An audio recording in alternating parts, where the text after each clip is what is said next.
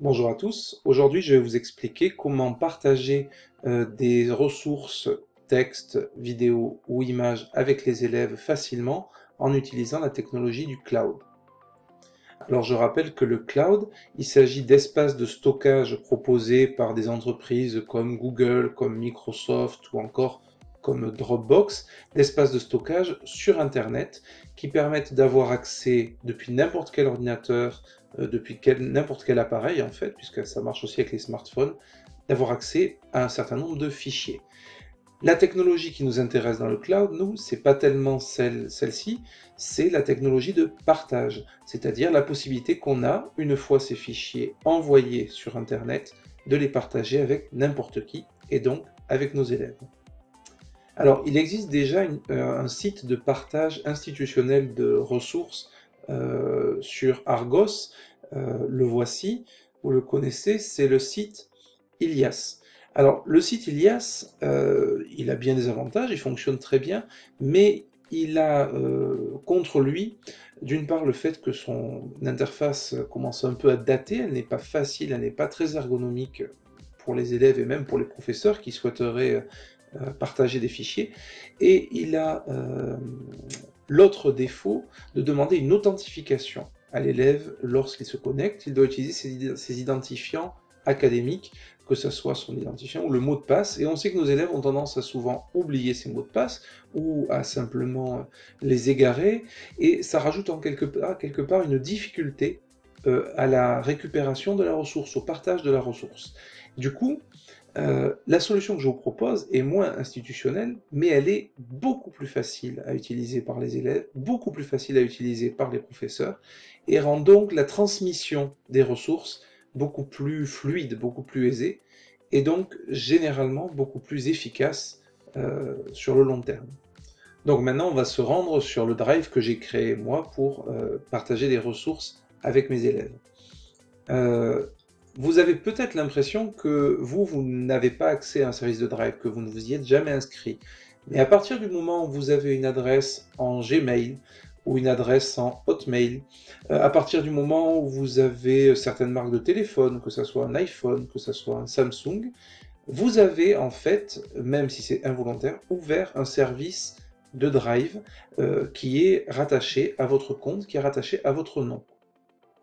En l'occurrence, moi j'ai ouvert une adresse professionnelle en Gmail et ainsi je me retrouve avec un Google Drive ouvert sur ce compte-là. Et c'est de ce Google Drive dont je vais me servir pour partager des documents. Donc vous voyez que l'interface elle est très classique, c'est une interface qui ressemble vaguement à l'explorateur Windows et sur lequel vous allez pouvoir créer des dossiers et mettre des fichiers, envoyer des fichiers. Donc je vais créer un dossier par exemple dans le cadre de cette vidéo, je clique droit, nouveau dossier, partage, vidéo. Ok. Ce sont des dossiers de rangement tout à fait classiques. Je rentre à l'intérieur, et je vais maintenant remplir ce dossier de ressources que j'ai envie de partager. Donc pour ça, j'ai préparé 4 fichiers pour vous montrer que ces 4 formats en tout cas là fonctionnent. Donc vous avez une image, un son, une vidéo et un fichier texte. Je les sélectionne et je les fais glisser et je les dépose dans le drive. C'est en train de transférer, c'est en train d'être envoyé, et généralement, si vous vous débrouillez pour ne pas faire des fichiers trop volumineux, le transfert se fait assez vite. Donc voilà, le transfert est terminé, je peux me remettre en plein écran. Donc voilà, ces fichiers, maintenant, à partir du moment où j'ai mon identifiant et le mot de passe qui y est lié, je peux accéder à ces fichiers depuis n'importe quel ordinateur. Ce qui m'intéresse, c'est maintenant que mes élèves puissent y accéder. Et donc pour cela, je vais aller cliquer et rentrer dans les propriétés du fichier. Clic droit, et là vous voyez que ici apparaît partager. Je clique. Alors j'ai la possibilité de partager le fichier en l'envoyant adresse par adresse à tous mes élèves, mais il y a une façon beaucoup plus simple. Je vais cliquer sur avancer, et là vous voyez que Google me demande qui a accès à ce fichier, qui peut y avoir accès. Pour l'instant, je suis le seul à y avoir accès. Je vais cliquer sur modifier, et je vais donner l'accès au fichier à toutes les personnes qui disposent du lien vers ce fichier. Je vais préférer cette option à celle du dessus qui donnerait accès à n'importe quelle personne sur Internet au fichier. Celle-ci est largement suffisante puisque à partir du moment où j'ai transmis le lien à l'élève, l'élève pourra récupérer le fichier sans problème. Ce qui est intéressant également, c'est que l'accès se fait sans connexion. Donc à partir du moment où l'élève a le lien, il n'a pas besoin de rentrer ni d'identifiant ni de mot de passe pour accéder au fichier. J'enregistre mon choix et je me retrouve ici avec le lien de partage, le lien que je vais devoir transmettre à mes élèves. Alors évidemment, ce qui est intéressant, c'est de copier ce lien-là et d'aller le mettre sur un document que je transmettrai à mes élèves, tout simplement.